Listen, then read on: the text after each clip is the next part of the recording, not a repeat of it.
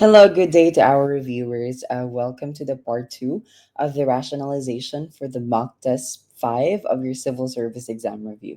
I will be tackling numbers 51 to 100. Now, I hope you are ready for the review. So let's begin without further ado. Again, I am Kirsten Isaac Riquiza, and I'll be with you throughout the rest of the items. Okay, I will just present my screen. Yes. So let's go to number 51. 51. Odometer is to mileage as compass is to blank. Is it speed, hiking, needle, or direction? For you to understand this, the direction is it says a good way to figure out the relationship in a given question is to make up a sentence that describes the relationship between the first two words. Then try to use the same sentence to find out which of the answer or choices completes the same relationship with the third word. So in this case, what they're referring to as the first and second word are not the literal na itong first, itong odometer yung first. Hindi yan yung, ayan yung first, yes, pero hindi yung is yung two. Yung kino-compare niya is the second word, mileage. So this is what we call an analogy. Ibig sabihin, comparison. So kung ang odometer daw ay nagagawa or nag-identify ng mileage, which ang mileage guys, yun yung distance ng na-travel na ng sasakyan at yung nagde-determine ng or yung function, yung nagde-determine ng distance na yun ay odometer. Yung ano yung napo-produce ng odometer? Mileage. So ano yung purpose ng odometer? Ang mag-determine ng mileage. Ngayon, since ang hinahanap natin is function, ang hanapin nyo din is yung function. Ibig sabihin, kung ano yung, ano ba yung, let's say, purpose ng odometer para mag-determine ng mileage. This time, ano yung purpose ng compass? Ano yung purpose ng compass? Para mag-determine ba ng speed? Di ba yung compass yung merong north, south, east, and west?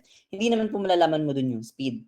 How about hiking? Hiking, guys, is yung pag-akyat sa isang mas mataas na slope or mountains, kumbaga, pwede yon. Pero hindi mo naman kailangan mo ng compass 'pag nagha-hiking ka kasi hindi mo alam yung direction. Pero hindi naman, hiking yung purpose ng compass kundi bigyan ka ng direction. So, alam mo na hindi sagot yung number 2 at si number 3 at ang pinaka-obvious na answer ay number 4. The purpose of the compass is to give you direction. Yes, no? Then direction. So, kailangan, alamin niyo muna yung relationship ng first two words bago niyo alamin kung ano yung hinahanap ng third word, no? So, ang relationship ng first two words natin dito ay ano yung function ng odometer? Ito ay mag-determine ng mileage. Ano yung function ng compass? Mag-determine ng direction. Sige. So, ang bilis lang guys, di ba? Medyo madali lang din naman kasi yung mga items na nandito. Number 52. Marathon or marathon is to race, as hibernation is to blank. Is it winter, bear, dream, or sleep? Ano ba yung marathon, guys? This is what we call, ito po yung concept na tinatawag nating hyponym or hyponym. Meron tayong hyponym and hypernym. Pag sinabi nating hyponym, ito po yung more specific. Ibig sabihin, ang dog is an hyponym of animal. So, ang tatandaan nyo lang kapag hyponym or hyponym ay specific siya. So, example ng animal is a dog. Yun yung answer. Pag hypernym naman is more general. A bird or animal is the hypernym of bird. Ayan. No? So, mas general siya. Ibig sabihin, yung hypernym, yun yung category which is the animal. Yung hyponym, ito yung example which is the specific animal. So, in this case, marathon is a category of race or an example of race or a type of race. Hibernation is a type of what? Type of winter. Oo, winter, ano guys, during malamig na season? Yes po. Actually, yung hibernation, ginagawa po siya ng mga specific animals or species in our in the jungle or in the forest para para matulog ng matagal while it is winter. Oo. Pag winter na po, matutulog sila ng matagal. Pwede naman yun. Pero ang hinahanap natin is an example of. Hindi naman po, again, yung hibernation is sleeping. So, hindi naman po example ng sleeping yung winter. Yung bear, opo, nag-hibernate yung bear, pero hindi naman po sila example ng sleep. Yung dream, panaginip yun at nangyayari yun during sleep, pero hindi siya example ng sleep. Ang sagot lang talaga natin na pinakamalapit dyan ay number 4, sleep. Again ha, remember guys, hyponym and hypernym. Pag hyponym, ito po yung more specific or yung actual example. Pag hypernym, ito naman po yung general category. Okay? Number 53. Window is to pane as book is to blank. Ano ba yung pane, sir? Pero bago, ano ba yung mga choices? Sige. Yung choices natin ay novel, glass, cover, or page. Okay. Ano ba yung window pane, sir? Alam naman yung window, bintana yun, di ba? Yes, bintana siya. Pero ano yung pane? Ito po yung pane. Ito yung one pane of the window. Ito yung pangalawang pane of the window. Kumbaga, kada pinto or kada parang kada part ng window. Kunwari meron kayong dalawang window, dalawang pane. May isang window, tapos may dalawang door, dalawang pane yon. In this case, yung isang pane, eto yon, no? So, ano daw yung meron sa book? So, kumbaga kung ang pane ay part ng window, ano naman dito yung part ng book? Is it novel? Ang novel is buong book, so hindi mo na isasagot. Glass po, para sa window yon. Is it cover or page? Sige nga, ano yung mas more accurate? How many, yung window pane, pwedeng kahit ilan meron. Kunwari, kahit may 5 window pane sa isang window, pwede yon. Pero pwede bang 5 din yung cover ng isang libro? Hindi. So, hindi mo isasagot yung cover. So, kasi yung page, pwede siya kahit marami. So, ganun din yung example sa window at saka pen. So, ang sagot natin sa number 53 ay for page. Page is the book. Okay. Number 54. Cup is to coffee as bowl is to blank. So, alamin natin yung relationship. Yung cup daw ay may relationship sa coffee. Ano bang relationship ng coffee sa cup? Yung coffee, nilalagay natin sa cup, of course, no? So, anong ilalagay daw natin sa bowl? Is it dish? Ang dish po is an example. Ito po yung hyperlink ng bowl. Ibig sabihin, ito yung category, ito yung example. So, hindi how about soup? Pwede yung soup kasi nasa pwede yun. Okay? Spoon, hindi necessary, no? How about food? Again, hypernym. Ibig sabihin, ano siya? General, no? So, ibig sabihin, category siya na pwedeng anong iba't ibang food. Anong iba't ibang food. Ayan, di ba? So, ang hinahanap natin dito specific coffee. So, sa bowl, anong ilalagay? Ang sagot lang natin dyan ay soup. Kasi yung food is general. Pwedeng food is soup, pero anong sinahanap natin dito? Yung specific example. Okay? Again, number 54 po ang ating sagot. Number 55. Ito medyo mahirap. Yard is to inch, as quart is to blank. Is it gallon, ounce, milk, or liquid? Ano ba yung relationship ng yard at saka inch? Ang isang yarda or isang yard are made up of how many inches? Are made up of 30 plus inches. Ibig sabihin, yung inch ay part ng yard. So, hanapin natin is yung part ng quart. Okay? Sige, ano yung sagot natin? Siyempre, alam natin yung quart is a unit of measure. Parehas ng yard at saka inch. Unit of measure siya. Pero, ginagamit ito para sa bigat. Hindi siya sa haba. Okay? So, for weight, ito siya. Liquid. Unit of measure ba? So, unit of measure man yung hinahanap natin. Ano yung part ng quart, no? Siyempre, hindi pwedeng liquid kasi hindi naman unit of measure at saka milk. Hindi naman yung unit of measure. Ang dalawang units of measure lang dito ay gallon at saka ounce. Pero ano yung sagot? Yung gallon kasi, it's made up of 4 quarts. Okay? Yung ounce ay yung ounce naman pag binuo ay magiging quart. So, ibig sabihin, ounce is a part of quart, pero yung gallon, marami siyang quart. So, anong sagot natin? Yes, ounce po ang sagot natin. Kasi hinanap natin dito is yung smaller na unit of measure. Kasi yung yard ay mas malaki kaysa kay inch. Anong hanapin natin ngayon na mas maliit kay quart, 'di ba? Kasi yung gallon mas malaki man siya sa quart kasi meron ngang 4 na quart sa isang gallon. So ang sagot natin dito ay ounce. Again, ounce. Number 56. Elated is to despondent as enlightened is to blank. Pag sinabi nating elated, guys, you are extremely happy. Ayan. O kaya, positive yung ang iyong, let's say, disposition. You are extremely happy.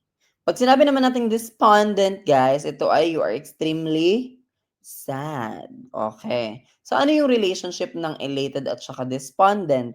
They are, yes, they are antonyms or opposites, no? Opposite yung meaning nila. So, ang hahanapin natin ngayon dito is ang opposite ng enlightened, okay? Yung enlightened, ang meaning niyan ay learned or bukas ang isipan or ganon. Parang naka-learn or may natutunan, ganon. So, anong kabaliktaran ng learned? Is it aware? Aware at saka enlightened, pareha sila ng meaning. Kasi pag aware ka, alam mo.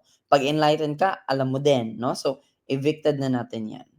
How about tolerant? Yung tolerant, sir, wala naman siyang kinalaman kung may alam ka or wala kang alam. Okay? So, evicted din yan. Miserable naman, ito yung opposite ng elated kasi miserable ka. Ay, hindi ka masaya, no? So, evicted din natin yan. Okay? How about ignorant? Yes, yan po ang ating pinakamalapit na sagot. Dahil kabaliktaran ng may alam ay walang alam o kaya ignorant, which is the opposite of enlightened. So again, madali lang sagutin itong mga questions na ito kasi malalaman mo na yung relationship ng first two words, tapos hanapin mo lang yung magmamatch doon sa third word.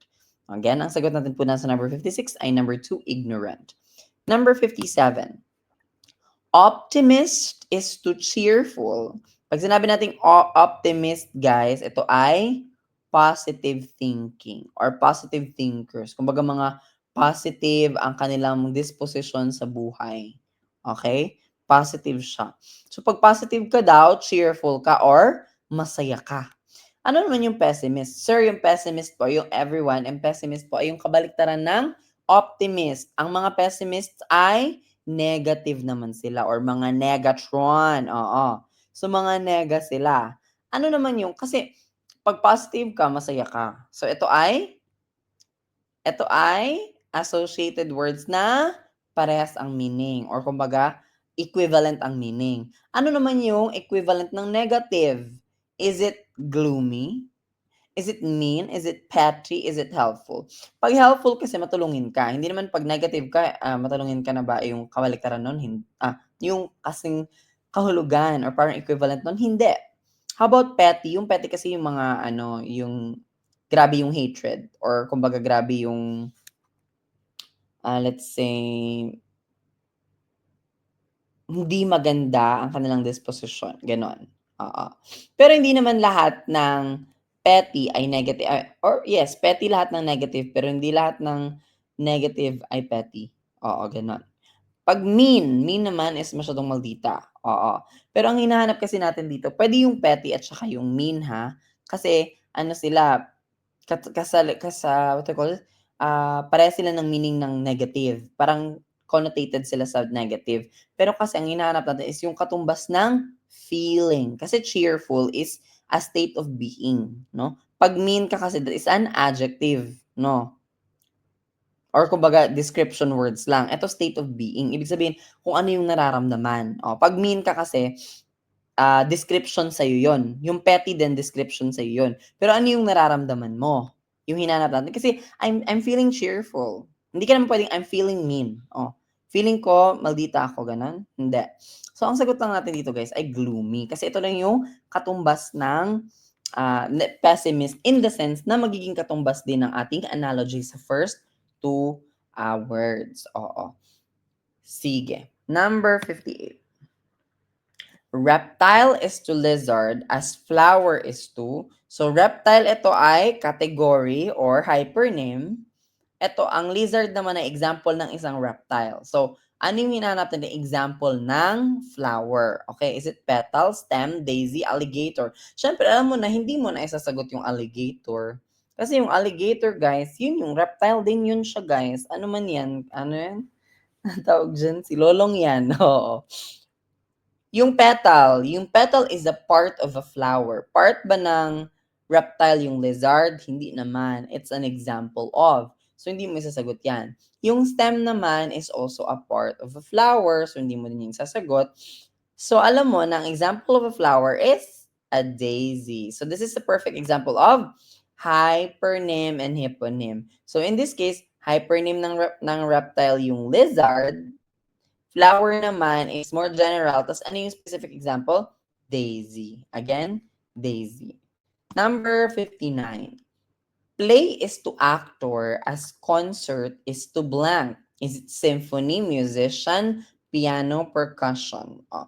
Play daw, ang play is yung parang sa theater. Oo.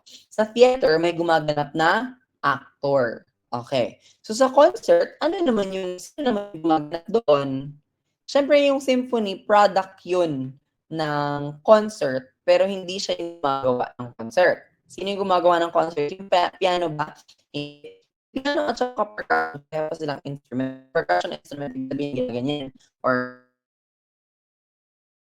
sila yung gumagawa ng concert. Anong gumagawa ng concert? Siyempre yung tao, 'di ba? Yung singer, yung artist, yung musician. So ang sagot natin diyan ay musician. So ang actor ay gumaganap sa play, ang musician ay gumaganap sa concert. O, 'di ba ang bilis lang natin, guys? We are now at number 60. Sponge is to porous as rubber is to blank. Ano daw yon? Sponge at saka porous. Sir, ano man yung relationship niyan? Pero ano man yung mga choices? Massive, solid, elastic, and flexible. Guys, eto, pwede kang mag-process of elimination. Pero, kasi hanggat hindi mo na i-establish yung relationship ng dalawang words sa naunahan or nasa unahan, mahirapan kang sagutin kung paano mo i-analyze or magiging analogy yung nasa pangatlo. So, kailangan mo munang tignan yung relationship ng dalawa sa unahan, okay? So, sponge at porous. Ano man yung porous, sir? Pag sinabi natin porous, ito yung state of an object or anything na may butas-butas. Butas-butas from the word pour. O, di ba? Pour. So, butas yan na nakaka-pass through ang water at saka or air. So, di ba yung sponge, may butas-butas man yan, kaya nga pwede mong pigain yung tubig. Ito yung example ng porous na quality. Yan, o. May mga butas-butas from the word pour. Pag porous, may pores yan. Okay. Pag sinabi naman natin rubber, alam mo na yung rubber ay goma. At ano ba yung katangian ng goma? Kasi ngayong sponge, ang katangian ng sponge ay may butas-butas siya. Ano naman yung katangian ng goma? Siyempre, hindi naman necessarily malaki agad yon. Pwedeng solid, sir. Pwede naman yung solid. Yung elastic, pwede ding elastic kasi na hila-hila. Or kumbaga, pwede siyang flexible siya. Alam mong hindi isasagot yung inflexible kasi hindi daw siya mabebende. Alam mo na flexible nga yung rubber. So, evicted na yung 1 at saka 4. Ano yung best answer? Yung solid or elastic? Okay. Kasi, pag alam natin, most of the time, yung solid, ina-associate siya sa bagay na hindi mo pwedeng baguhin yung form or shape. Kumbaga, for example, itong suklay o kahit pa, baliin ko siya, 'pag nabali ko siya masisira na siya. Yun kasing point natin dito is yung rubber kahit pahilahin mo siya, kahit, what do you call this, kahit baguhin mo pa yung shape, elastic pa rin siya. So, ang sagot natin diyan ay elastic, hindi solid. Puwede naman siyang solid kasi nahahawakan, pero again, ina-associate natin yung solid doon sa bagay na hindi mo nacha-change basta-basta yung shape, like bato, gano'n, okay? Sige, number 61. Careful is to cautious as boastful is to what? Okay.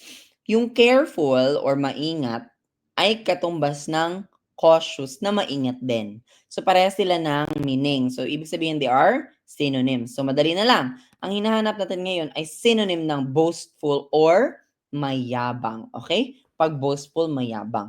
Tignan natin si option number 4, suspicious. Kapag ba mayabang ka, ay kahina-hinala ka na agad? Hindi nga, kasi nga minsan yung mga tahimik or mga hindi nagyayabang, sila yung mga kahina-hinala, okay? Yung mga mayabang, alam mo, exposed na exposed lahat sa kanila, no? So, hindi mo isasagot si number 4. Okay? Evicted si number 4. How about joyful? Katumbas ba ng pagiging mayabang ang pagiging masiyahin? Hindi din. Okay. Humble. Humble is mapagkumbaba.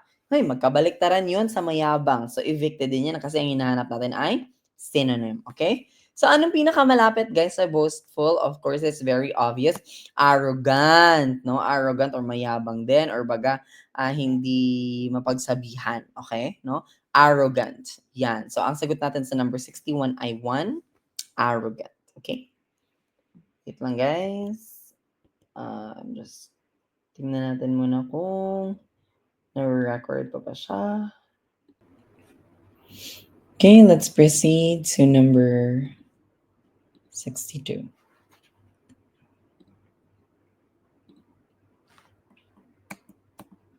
Pen is to poet as needle is to blank. Pen is to poet. Pen ang ginagamit ng mga poet. Ang poet yung mga tagasulat ng tula, tagasulat ng mga liriko, ng mga novels. Poet ang tawag sa kanila. Needle naman daw is used by whom? Is it thread, button, sewing, tailor? Thread, yes, kapare siya ng needle, pero hindi ang thread ang gumagamit sa needle. Okay? So, exit yan siya. Needle is to button? No din, kasi yung button naman is ginagamitan ng thread na kailangan din ng needle. Sewing or tailor na lang ang sagot natin. Ngayon guys, pwede niyong isagot actually is sewing if the question is for what purpose, no? Kung ang analogy dito ay pen is to writing as needle is to sewing, pwede yon. However, poet here is a what? A person. Ibig sabihin, siya ang gumagamit ng pen. So, sino ang gumagamit ng needle? Of course, hindi yung sewing kasi yun yung action. Ang gumagamit po ng needle ay yung tailor. Yes, kaya sagot po natin sa number 62 ay number 4. Number 63. Secretly is to openly as silently is to blank. Is it scarcely, impolitely, noisily, or quietly? This one is very obvious because you know secret is nakatago. Tapos yung sabi niya open is nakabukas. Therefore, magkasalungat sila kasi yung secret nga, naka-close or nakatago. So, ang hinahanap natin dito ay antonym or opposite, no? So, ano ba yung opposite ng silent? Of course, kasi yung silent ay tahimik, ang opposite niya ay hindi scarce, kasi yung scarce guys ay kulang or kumbaga konti na lang. Pag impolite, bastos, pag quiet, kasing kahulugan naman yun.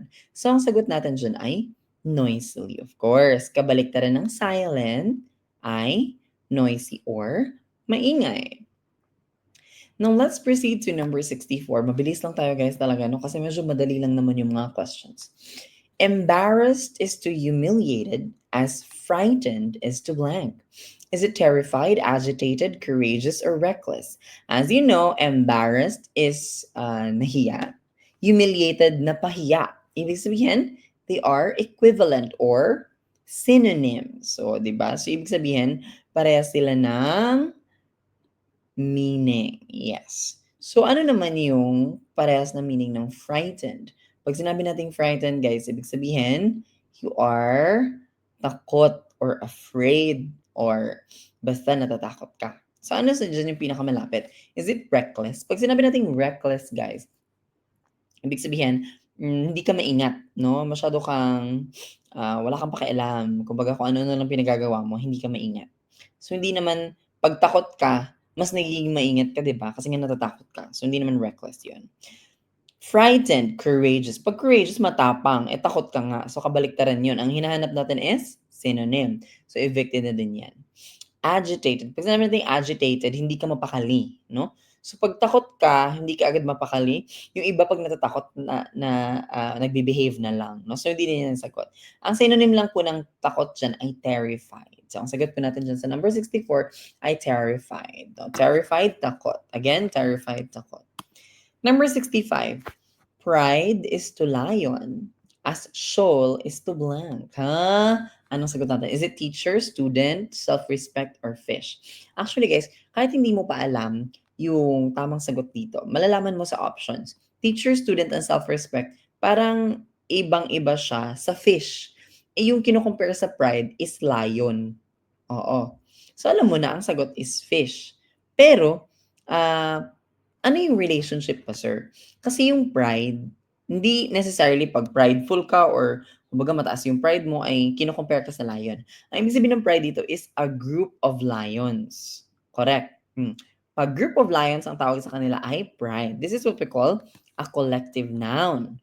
Pag sinabi naman natin group of fish, pwedeng school of fish or a shoal of fish. No? So, ito yung tinatawag na collective noun, guys. So, iba-iba siya per animal, no? Iba-iba siya kada animal. So, meron tayong iba't ibang group, ang tawag sa kanila grupo kapag animals. Ito yung examples, guys. Meron tayong a congregation of alligators. O, pag mga crocodiles or alligators, congregation ang tawag sa kanila. Ants naman, colony. A colony of ants. Pwede din naman yung a battery of barracudas. Yung barracudas are a type of fish din. So, sa fish, pwedeng school of fish, pwedeng shoal of fish, or a battery of barracudas, very specific. Pwede naman a cauldron of bats, a sleuth of bears, a swarm of bees, a siege of bitterns, a flight of butterflies. Hindi mo pwede sabihin, a group of butterflies, a flight of butterflies po. A caravan of camels. Hindi pwedeng an array of camels, dapat a caravan of camels. A clouder of cats, a drove of cattle, a coalition of cheetahs, a mischief of chipmunks, a band of coyotes, a basque of crocodiles. Alam mo, iba pala yung alligators at saka crocodiles, guys, ha? Yung alligators, congregation, yung crocodiles, basque. A crash of rhinoceros, a clamor of rooks, a pod of seals, a shiver of sharks, a surfeit of skunks, a slumber of sloths, a host of sparrows, a clutter of spiders, a squad of squid, a battery of squirrels, a murmuration of starlings, a gathering of storks, a flight of swallows, a bevy of swans, a streak of tigers, a rafter of turkeys, a bale of turtles, a sneak of weasels, a descent of woodpeckers, a dazzle of zebras. Or meron pa dito, a murder of crows. Like it spells murder talaga yung parang pumatay ka. A murder of crows. Ibig sabihin ng group of crows. Yes. Yan. So, ang sagot natin yun guys ay fish. Okay? So, tandaan nyo lang guys, pag meron kayong mga nakitang mga collective nouns na gano'n, ibig sabihin they are pertaining to a specific animal. Pag meron sa owl, a parliament of owl. Madami pa yan. You can actually look it up. Okay? Artist is to painting. A senator is to what? Is it attorney, law, politician, constituents? Okay. Ang artist, ano yung relationship niya sa painting? Alam mo yung artist ay gumagawa ng painting. So, product niya ito. Product ng artist yung painting.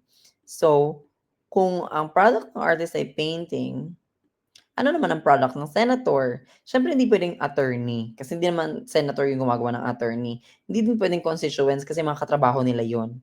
Politicians hindi din. Siyempre, ang ginagawa ng mga senator or what we call the Congress, yung legislators, silang tawag sa kanila ay legislators, ay tagagawa ng batas. Oo. Sa Philippines, meron tayong dalawang parts ng Congress, the lower house and the upper house. The lower house is the House of Representatives and the upper house is the Senate. Okay? Gumagawa po sila ng batas. Again, answer po natin sa number 66 ay law. Number 67. Exercise is to gym as eating is to what? Food, diet, fitness, restaurant. So, ang exercise daw ay ginagawa saan? Sa gym. So, this is a place, ang gym ay place kung saan ka nag-exercise. So, ang eating, saan ka naman, ano daw yung place ng kumakain ka? Saan ka kumakain pag eating? Syempre, hindi pwedeng food kasi yung food yung kinakain. Yung dieting, hindi din. At yung fitness, saan ka kumakain? Sa restaurant. Very obvious po ang sagot natin sa number 67, restaurant. You are eating at a restaurant. Number 68. Candid is to indirect, as honest is to blank. Is it frank, wicked, truthful, untruthful? Pag candid, guys, ibig sabihin you are very direct or very frank ka. Ayan, so frank. Oo. So, yung sabi niya, ang relationship niyo daw sa indirect ay, of course, pag direct, ang kabaliktaran nun ay indirect. So, they are opposites or antonyms. So, ano naman ang kabaliktaran or opposite ng honest? Siyempre, hindi frank kasi parehas sila ng meaning. Pag frank ka, ibig sabihin honest ka. No? Pag wicked naman ay masama. Hindi naman necessarily pag ang kabaliktaran ng honest ay masama agad, no? Hindi naman agad. Kasi kaya nga meron tayong mga white lies, gano'n. Truthful, siyempre hindi truthful kasi parehas sila ng meaning, no? So, ang opposite lang diyan ng honest ay untruthful, untruthful, or kung may liar diyan, yun din yung isagot niyo, okay? Again, ang opposite ng honest ay untruthful. Very obvious naman, guys. Again, tandaan niyo, pag candid, direct. Again, candid, direct. Number 69. Guide is to direct, as reduce is to blank. Is it decrease, maintain, increase, preserve? Siyempre, alam mo, pag ginaguidan ka, ay dinidireksyonan ka or binibigyan ka ng direction, meaning they are synonyms or parang meron silang equivalent meaning. Ano naman yung equivalent meaning dito ng reduce?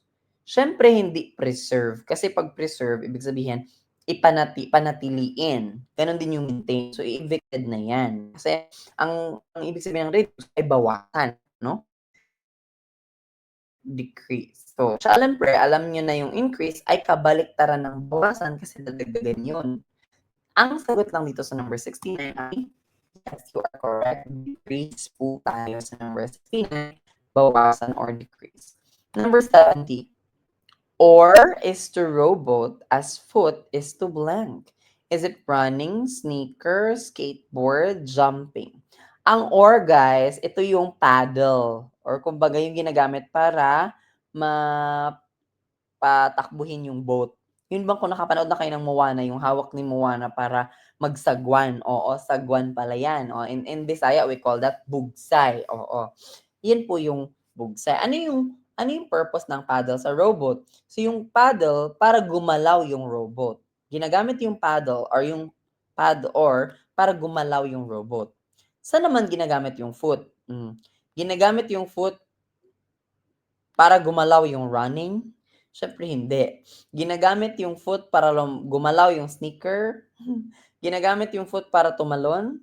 Or ginagamit yung foot para gumalaw yung skateboard? So, alam mo dito, ang kanilang analogy is, yung or, ginagamit siyang instrument para paggalawin yung rowboat. Yung foot naman ay ginagamit siyang instrument para galawin yung skateboard, correct? Oo, hindi naman necessary kasi na pag sinuot mo yung sneaker ay gumagalaw ka na agad, no? Ang option natin dito or analogy natin dito ay what puts it into motion. Yung running naman kasi although ginagamit naman yung foot para tumakbo, pero yan po kasi yung inherent na purpose. Hindi siya nagiging tool. Ibig sabihin, ang hinahanap natin dito is yung tool na kapares or tool para gumalaw yon. Okay? So kahit kasi walang pares yung foot, pwede siyang tumakbo. Kahit walang pares yung foot, pwede siyang tumalon. Ito naman yung or, hindi siya pwedeng walang robot kasi anong papagalawin ng robot ng or, 'di ba? So ang sagot natin diyan ay number 3, skateboard. Okay? Skateboard. Number 71 na tayo. Ito naman, guys, each question given below consists of a statement and followed by two arguments numbered 1 and 2. You have to decide which of the arguments is a strong argument and which is a weak argument. Malalaman natin, guys, kapag strong argument siya, kapag nakakakumbinsi or kumbaga nagme-make sense, logical siya kumbaga. Pag weak argument naman ay wala talaga siyang ginawang suporta or wala namang kinalaman yung sinabi niyang argument dun sa actual statement. In this case, ang statement po natin ay, should India encourage exports? Kung mag-encourage daw ng mag-encourage ba daw dapat ang India ng export or pagpapadala, yung export ba natin yung bibigay ka ng product sa ibang bansa or papalabas mo yung mga products mo? When most things are insufficient for internal use itself. O, kaya dapat ba daw i-encourage natin yung pagpapadala sa labas kung kulang nga dito sa loob? Ano yung arguments natin? Yes, we have to earn foreign exchange to pay for our imports. O, yes daw, kasi kailangan daw nating kumita galing sa foreign exchange para mabayaran yung mga ini-import or yung mga inaangkat natin papunta dito. Imagine, magbibigay ka palabas, tapos mag-aangkat ka kasi kulang. So, yung binibigay mo palabas, yung kikitain mo dun is ipagbabayad mo lang din sa iaangkat mo. 'Di ba parang hindi siya nagme-make sense, no?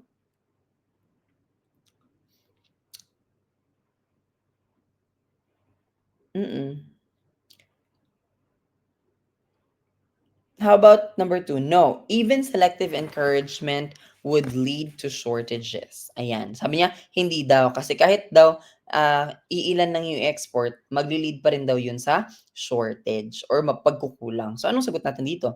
Is it only argument 1 is strong, only argument 2 is strong, either 1 or 2, neither 1 or 2, both 1 and 2? So, 'pag only argument 1, yun lang yung correct or yung 2, yun lang yung, strong.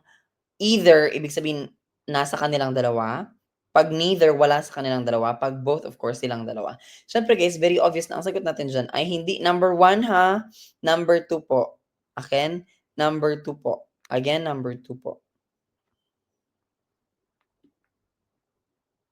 Number 2 po, nagkamali lang po tayo ng na-highlight. Number 2 po ang sagot natin. Only argument 2 is strong kasi hindi na daw dapat i-encourage yung export kasi magli-lead pa rin yun sa shortage kasi nga insufficient na daw sa internal use. Okay? Insufficient ibig sabihin kulang na. Number 72. Should all the drugs patented and manufactured in Western countries be first tried out on sample basis before giving license for sale to general public in India? To guys, tinatawag nating complex sentence, no? Kung dapat ba daw lahat ng drugs na may patent at na manufacture sa ibang bansa ay dapat i-try muna daw bago bigyan ng lisensya sa buong public or sa pangkalahatan. I-try daw muna sa sample or mag-sample daw muna bago sa pangkalahatan?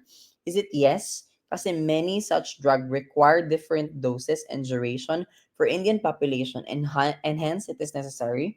Or no, this is not just feasible and hence cannot be implemented. Sabi niya yes daw kasi daw yung marami daw sa mga drugs, hindi drugs na illegal, yung mga gamot na ito ay iba't iba yung doses at yung pagkahaba sa Indian population. Kaya kailangan daw i-sample muna bago ibigay. Sabi niya no, kasi hindi naman daw yan feasible. Ibig sabihin feasible guys, hindi siya ma-achieve or hindi siya pwede at hindi mai-implement. Sige, anong sagot natin? Only argument 1 is wrong, only argument 2 is wrong. Either, I think it's very obvious guys na ang sagot natin dyan ay only argument 1 is wrong. Kasi sabi niya, nag-offer siya dyan ng justification. Kasi daw, magkakaiba naman yung doses natin doon sa Western countries. Iba yung Western countries sa Indian. Kaya kailangan mo na i-sample. Pero dito sa no, hindi daw yan pwede kasi hindi daw magagawa. Hindi siya nag-offer ng parang reasoning niya. Sinabi niya lang na hindi yan pwede. Okay? So again, hanapin niyo yung may pinaka magandang reasoning. Okay? Number 73. Guys, ang bilis lang natin no kasi 27 questions na lang tayo after nito. Statement. Should India make efforts to harness solar energy to fulfill its energy requirements? Ito ang tanong sa statement is kailangan ba daw mag-effort ng India para daw harness or kumbaga kontrolin nila yung solar energy or gamitin nila yung solar energy para ma-fulfill nila or what do you call this?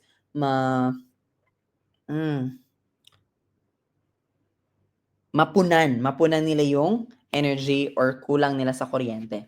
Ang sagot, yes, most of the energy used at present is exhaustible. Sabi daw, yes daw, kasi yung mga pinagagamitan daw or pinanggagalingan ng kuryente ngayon ay mauubos din or kumbaga nauubos, exhaustible.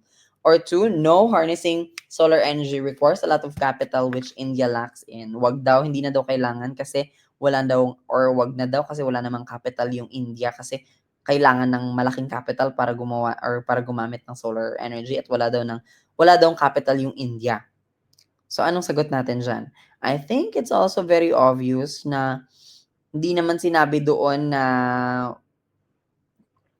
kulang yung kanilang capital, pero sabi dyan, kulang ang kanilang energy. So, ang sagot natin dyan ay only argument 1 is wrong. Kasi sabi niya, lahat daw ng sources ng energy ngayon ay mauubos din. Kaya kailangan nilang i-harness yung solar energy. Okay?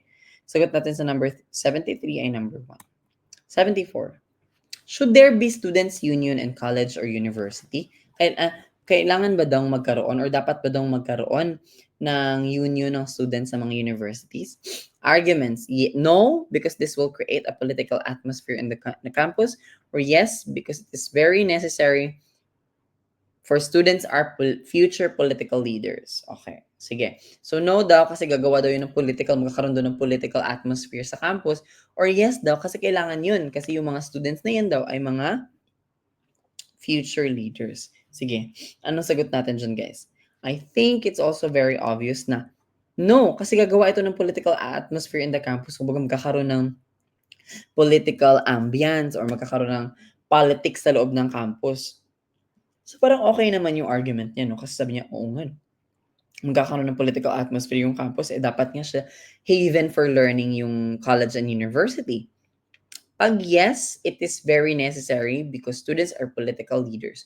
Kailangan din daw yung yes kasi political leaders yan sila sunod. So, kailangan as early as college, ma-expose na sila kung paano yung politics. So, pwede yung 1 at saka pwede din si 2. So, only argument 1 is strong. Pwede si 1, pwede din si 2. Pero hindi mo sagot yung either at neither. Siyempre guys, kasi pwede si 1 at si 2. Ang sagot mo dyan ay both. Number 74 ay 5. Okay? 5. Number 75. Statement. Should India give over Kashmir to Pakistan? Okay. Just for context, Kashmir, guys, is a place. Okay? In Pakistan. So, dapat ba daw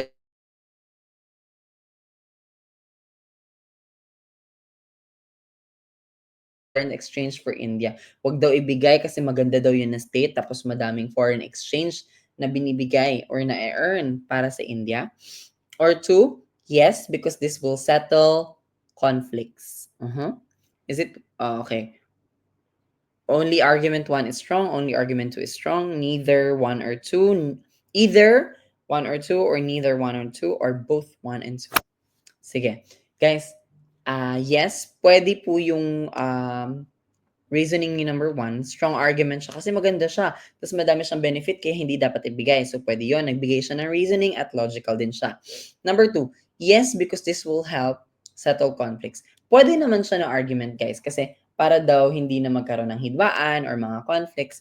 Pero guys, pag binigay mo kasi yung isang place sa isang country para ma-settle yung conflict nyo, may kinuha sa inyo, most of the time, para ma-settle yung conflicts, ano yung binigay? Tapos kung ibibigay nyo yan, mas magiging open yung possibility na hihingi na naman sila ng ibang state. So, hindi siya strong argument per se kasi wala siyang sound reasoning or kumbaga, hindi siya logical. Hindi naman pag nagbigay ka ng land ay masasettle na yung dispute. For example, yung sa Ukraine at Russia, pwede ba yun magbigay lang sila ng city sa Russia ay titigilan na sila ng Russia? Hindi. Kasi ang gusto ng Russia yung buong Ukraine, di ba? So, ang sagot natin dyan sa number 75 ay only argument 1 is strong. Last 25 questions na lang tayo, guys. Kaya kapit siya. Okay? Ito naman, guys, ay iba na naman yung direction. So, each problem consists of 3 statements. Based on first 2 statements, the third statements may be true, false, or uncertain.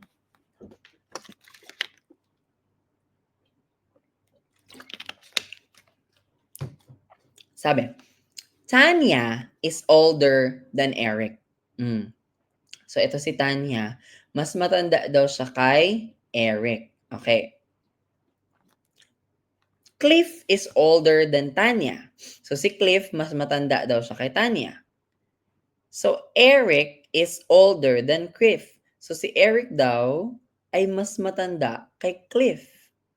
So, if the two statements are true, the third statement is what? Syempre guys, kung totoo daw itong first and second statement, ano daw meron sa third statement? So, si Tanya daw ay mas matanda kay Eric. Na-establish natin siya, mas matanda siya kay Eric. Pero si Cliff, mas matanda siya kay Tanya. So, technically, dapat si Cliff, mas matanda siya kay Eric. Yung sabi ng third statement, si Eric daw ay mas matanda kay Cliff. So, ibig sabihin, wrong ang third statement. So, ang sagot, false. So, madali lang ito, guys. So, actually, in your exam, you can write on the questionnaire so you can visualize. So, kung pwede kayong mag-drawing dyan kung mas madali sa inyo. Kung si Tanya ay mas matanda kay Eric, tapos si Cliff ay mas matanda kay Tanya, syempre si Eric hindi pwedeng mas maging matanda kay Cliff. Kasi nga, mas matanda siya, mas matanda si Tanya sa kanya. Si Cliff, mas matanda kay Tanya, di ba? So, ang sagot natin sa number 76 ay false. False. 77. Blueberries costs more than strawberries. O gawa natin ng parang graph. Yung blueberries daw ay mas mahal kaysa kay strawberries. So, ito yung cost. So, mas mahal itong si blueberries kaysa kay strawberries. Let's say, in dollars yung rate na yan. Okay. Tapos, yung blueberries naman daw ay mas mura kaysa raspberries. Ibig sabihin, mas mahal yung raspberries. Ayan. Mas mahal yung raspberries, guys. So, raspberries costs more than strawberries and blueberries. So, sabi niya, ang raspberry daw ay mas mahal sa blueberry at saka strawberry. Totoo naman, di ba? Kasi nga, siya yung pinakamataas. So, if the two statements are true, the third statement is very obvious, true din siya. Kasi nga, mas mahal daw siya doon sa strawberries and blueberries. Okay, correct kayo dyan. Number 78. All trees in the park are flowering trees. So, lahat daw ng tree ay, all trees in the park ay nag-flower. Some trees of the park are dogwoods. So, yung ibang tree daw, ang tawag sa kanya ay dogwoods. Pero again, lahat ng tree ay nagka-flower. All dogwoods in the park are flowering trees. So, assuming na tama yung first and second statement, ano yung third statement? So, lahat ng trees ay flowering trees. Yung ibang tree ay dogwoods. Lahat ng dogwoods ay flowering trees. Kasi nga, lahat ng trees, yung dogwoods are trees, so pwede po yan. So, ang sagot natin dyan ay true. Kasi kung imagine mo, lahat ng trees, trees are flowering. Some of the trees are dogwoods. Dogwoods siya. Lahat ng dogwoods ay nagpa-flower. Kasi lahat ng tree ay, hindi, nasa loob pala yan. Wait lang guys ha. Ulitin natin. Lahat ng trees ay naga-flower. Some of the trees are dogwoods. All dogwoods or nasa loob pa rin siya ng trees na naga-flower. So, ang sagot natin ay true. Pwede kayo mag-drawing. Okay. Number 79. Mara runs faster than Gail. Okay. So, si Mara, mas mabilis siya kay Gail. Okay. Si Lily ay mas mabilis kay Mara. So, si Lily mas mabilis kay Mara. Ito ha, mas mabilis si Lily kay Mara. Si Mara mas mabilis kay Gail. Si Gail daw ay mas mabilis kay Lily. Parang ganun din yun kanina kay Tanya at Eric na mas mabilis daw si Gail kay Lily. Paano yun? Mas mabilis nga si Mara kay Gail. Tapos si Lily, mas mabilis siya kay Mara. So, alam mo na, false yan. Okay? False yan siya. Number 80. Apartments in the Riverdale Manor costs less than apartments in the Gaslight Commons. Apartments in the Livingston Gate cost more than the apartment in the Gaslight Commons. Of the three apartment buildings, the Livingston Gates cost the most. If the two statements are true, the third statement is, tignan natin guys, kung apartment daw sa Riverdale ay mas mura sa Gaslight Commons. So, ilagay natin yan dito. So, yung Riverdale, mas mura sa Gaslight Commons. So, nasa baba yung Riverdale. Apartment in the Livingston naman ay mas mahal daw sa Gaslight Commons. So, mas mahal kay Gaslight Commons si Livingston. Okay. So, alam natin na ang most expensive ay yung Livingston, tas yung least expensive ay yung Riverdale. Tignan natin yung statement number 3. Of the 3 apartment buildings, Livingston Gate cost the most. So, ang Livingston daw ang pinakamahal.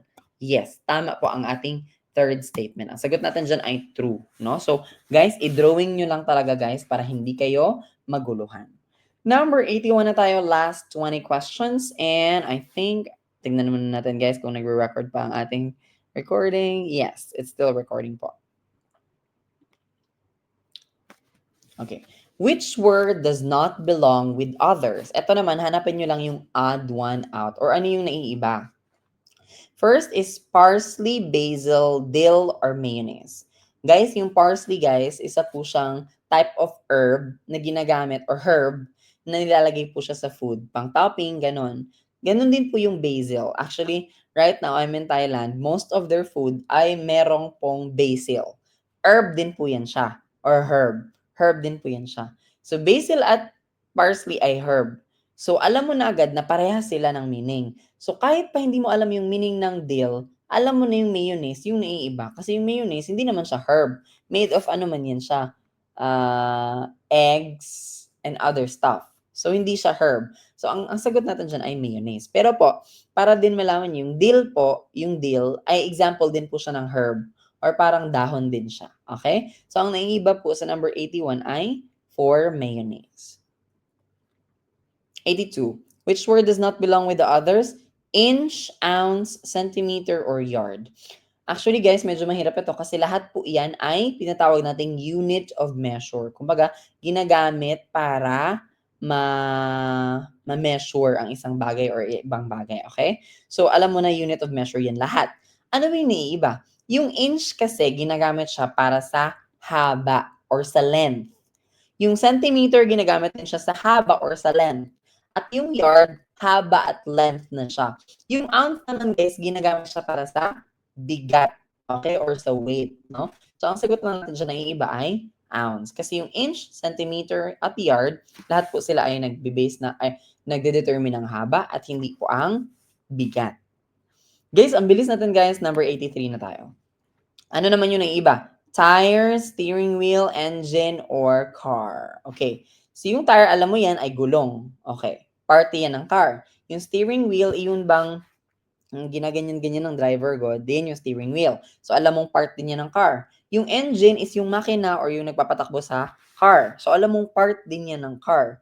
Yung car naman is yung kabuuang car. So, alam mo na yung tatlo ay parts of the car, pero yung isa ay hindi. So, obvious na ang sagot na ay car, of course. Number 84.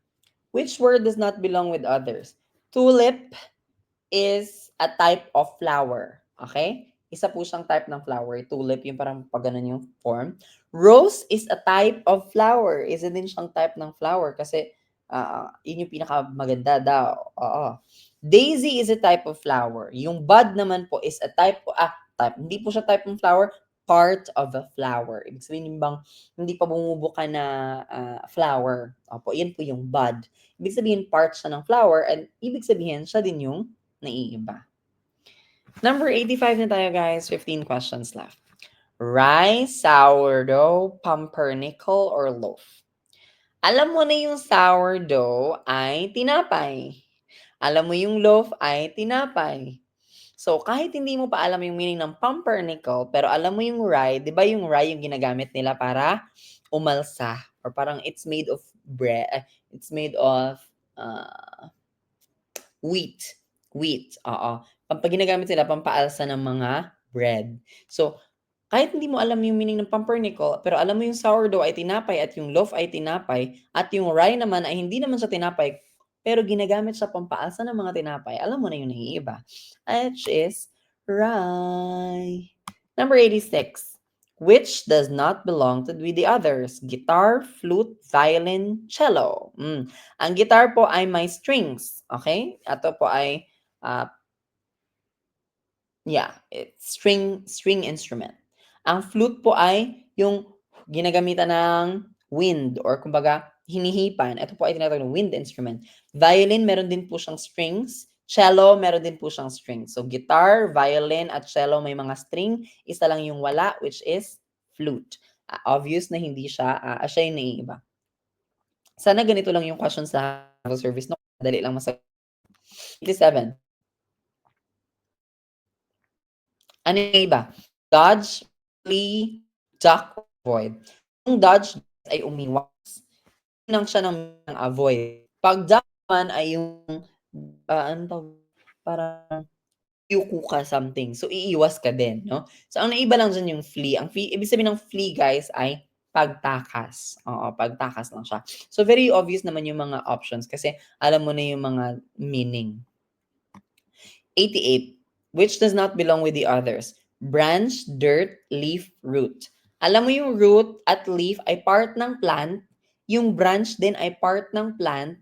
Pero yung dirt ay, yun yung parang kung saan tinanim yung plant. Pero not necessarily na part ng plant. So, alam mo na hindi yan yung sagot. Or alam mo na yan yung naiiba kasi hindi siya part ng plant. Ang sagot natin dyan ay number 2, dirt.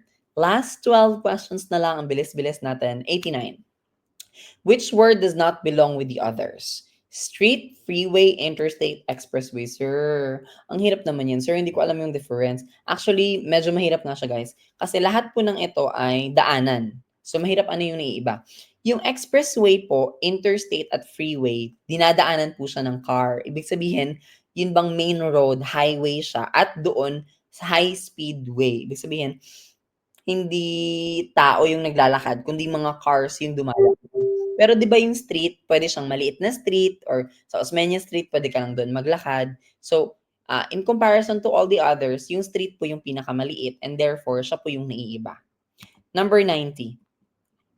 Ano daw yung naiiba? Heading, body, letter, or closing. Alam mo na yung body, heading, at saka closing are all parts of the letter. Parts sila ng letter. Pero yung letter dyan, yung kabuuan. So, siya yung naiiba. Number 91. Ito naman, iba na yung direction. Each question has an underlined word followed by 4 choices. You will choose the word that is a necessary part of the underlined word. So, ang hanapin natin dito is yung essential or kung wala yung isa, hindi mo magagawa itong harvest. Kung hindi mo gagawin yung isa, hindi mo magagawa. Ibig sabihin, essential or importanteng part siya. Yung autumn, guys, taglagas yun or season, wala siyang kinalaman sa harvest. Stockpile, yan po yung output ng harvest. Tractor po ay instrument siya ng harvest, pero kung wala kang crop or kung hindi ka magko-crop or kung wala kang tinanim, wala kang aanihin, of course, 'di ba? So, ang sagot natin diyan ay 4. So, kung hindi mangyayari yung harvest kung wala kang tinanim, 'di ba? Yan po yung hinahanap natin dito. So, dapat necessary part. Para magawa mo ito, kailangan meron ka nito. Okay? Ito, desert. Oh. Is it cactus, arid, oasis, or flat? Cactus, guys, alam mo yung tumutubo ito sa desert. Pero, desert ha, hindi siya desert. Kasi yung desert, matamis yon. Yung desert, yun po yung dry na land. Yung cactus, hindi naman necessary na kailangan ng cactus para magkaroon ng desert. Flat, hindi po lahat ng desert ay flat.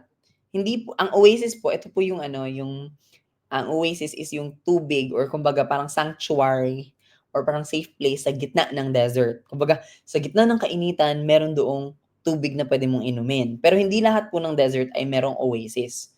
So, ang sagot natin dyan ay arid. Sir, ano ba yung meaning ng arid? Ang meaning ng arid ay very dry. So, kapag merong very dry na land, eventually magiging desert siya. Okay? So, alam mo na pag walang arid or hindi dry, hindi siya desert kasi nga, desert is inherently dry or what do you call that? Uga in Bisaya, in Filipino we call that tuyo. Oo, natuyo siya or kumbaga barren. Oo. Number 93, book. Fiction, pages, pictures, or learning. Sige, ang hanapin natin kung wala ito, walang book, okay? Yung fiction, guys, ito ay genre. Ibig sabihin, a type of parang category na sinusulat ng mga authors. Pag fiction, ibig sabihin, hindi totoo. So, yung mga fantasy, yun yung example niyan. Pero hindi naman lahat ng book ay fiction. Meron namang mga book na about history or totoong nangyari, ganon. Learning, hindi necessary na kapag meron kang book ay makaka-learn ka na agad kasi pwedeng hindi mo naman binasa yung book, okay? Pictures, hindi po lahat ng book ay may pictures, pero lahat po ng book ay merong pages. Correct po tayo dyan. Number 93, pages po ang sagot natin. Number 94, language, tongue, slang, writing, words. Hindi po lahat ng language ay sinasalita or sinasabi. Kaya hindi po kailangan ng tongue. Slang po, ito po ay yung informal version ng language. Kaya iba yung slang na yung preconception natin na pag slang ay yung OA na pag-pronounce ng English. Hindi po yun yung meaning ng slang ha. Kasi yung slang po is yung informal version of a language. Okay? Again, informal version po yan. Pero hindi po yan necessarily yan yung kailangan ng language. Writing naman po, hindi po lahat ng language ay written, yung iba ay spoken. So, ang pinaka-obvious lang dyan ay words, no? Kasi most of the time, yung language, meron po siyang mga salita. 95. School. Oh, guys, very obvious. Hindi, alam mo na mangyayari yung learning sa school, test at report card, pero magkakaroon ba ng school kung walang students? Siyempre hindi. So ito, necessary siya para magawa ito. 'Di ba alam na hinahanap natin kanina na hindi mabubuo ito kung walang ito. Okay?